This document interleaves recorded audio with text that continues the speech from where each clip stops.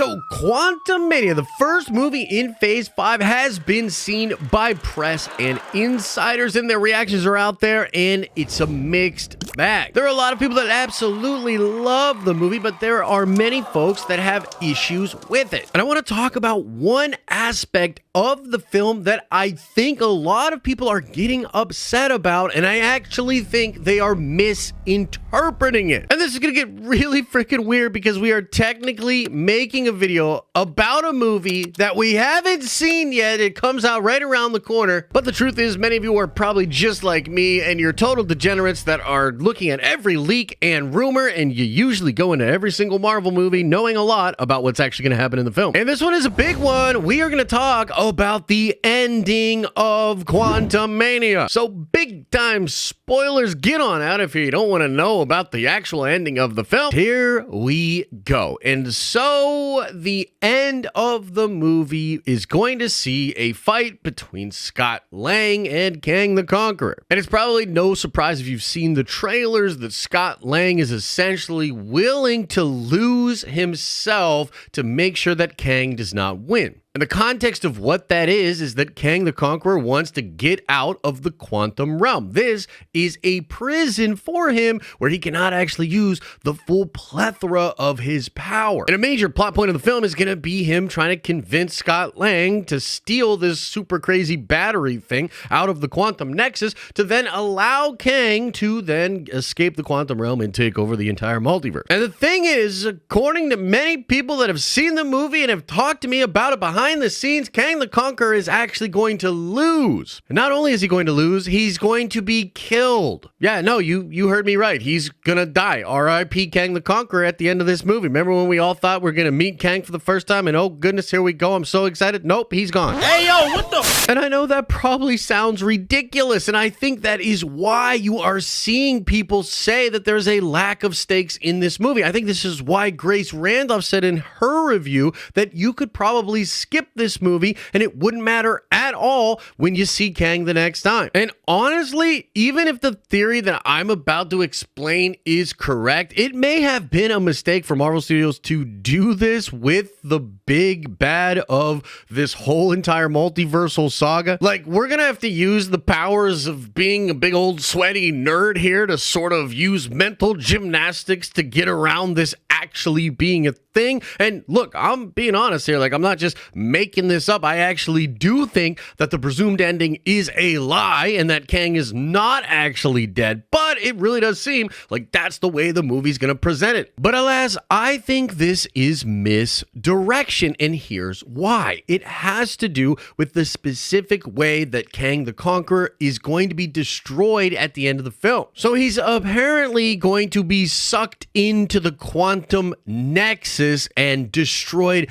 that way, okay? And so the quantum nexus is supposed to be this place that attaches to all places within time at once. It's a very dangerous thing. This is why Kang needs somebody with Pym particles to be able to shrink down, to be able to get inside the quantum nexus and retrieve the battery. Because once you get in there, you're going to be destroyed if you're an organic being. Or at least that is what I've heard, right? We're again going to have to see this for ourselves to see how this all goes down. But that is what I have heard happens to Kang. He's going to be not just killed and lay there and die, but Scott is essentially going to use the quantum nexus to trick Kang into going in there or something, and then he's presumably destroyed that way. Like the way Darren Cross was destroyed by getting sucked into the quantum realm in Ant-Man 1 with his limbs breaking and being contorted as he is, I guess, sucked into the quantum nexus. But you see, other rumors and leaks, including the post-credit scenes for this movie, help to explain what's actually going on here. So first up, let's briefly talk about the mid-credit scene, which I'm really excited to see. I've heard mixed things about how the actual scene comes across,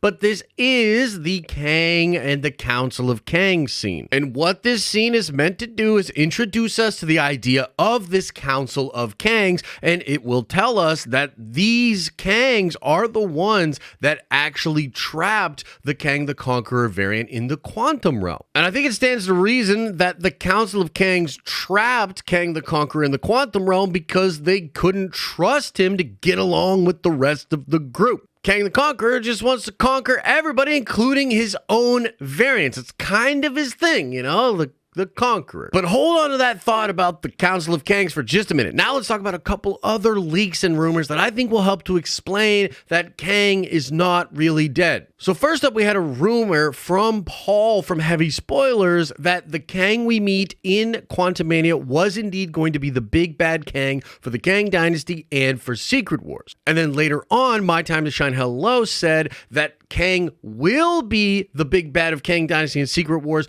but he's going to be known as the Beyonder and have some of the powers of the Beyonder for these two movies. And so to make this all tie together, what I think is essentially going to happen is that the Kang the Conqueror that we meet in Quantumania will not actually be destroyed when he's sucked into the quantum nexus, but is instead transported to the Beyondverse or some place where he can come into contact with the powers of the Beyonders. And I know this is getting really freaking crazy, super sweaty and nerdy, but just try to stay with me because I think this makes a whole bunch of sense. We know, according to a lot of rumors from Daniel Richtman, that in Loki Season 2, we're going to meet a ton of Kang variants and that they're going to have an impact on the MCU. And in fact, I believe the end credits scene for Quantumania is going to show one of these variants, Victor Timely, and Loki and Mobius having an interaction with him. We've also heard of this concept known as the Time Loom, which seemingly threads all of these different timelines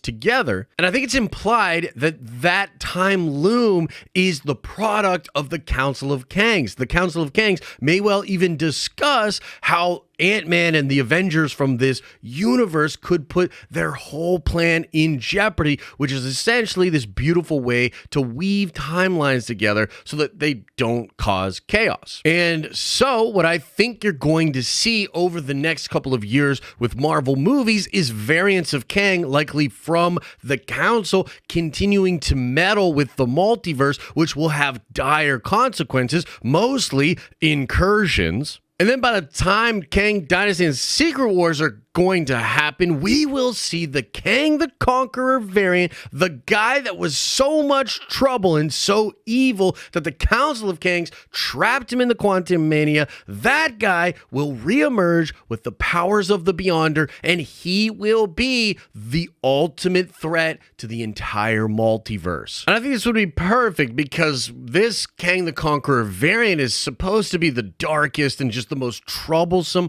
of all of the variants. And he literally does just want to destroy all of his own variants, take over the timeline completely. This is a very villainous guy. And this guy may well take a big L in Quantumania, but it would be super interesting if this teleport him or took him to a place, time, or, you know, this area beyond the entire multiverse and gifted him with the power to come back into the multiverse and destroy everything and reshape the multiverse the way he wants. And this would allow Scott, who is still currently trapped in the quantum realm, to possibly reemerge and help the Avengers, having had history with this exact variant. And again, I think this would be freaking awesome, and maybe it's just a little copium as well, because I just simply can't see them just killing off this variant of Kang and having us face different variants of Kang over and over again until one specific variant arrives as the big bad. I just don't know if we can actually form an attachment to that villain if we keep killing the villain and just introducing variants. It's a really like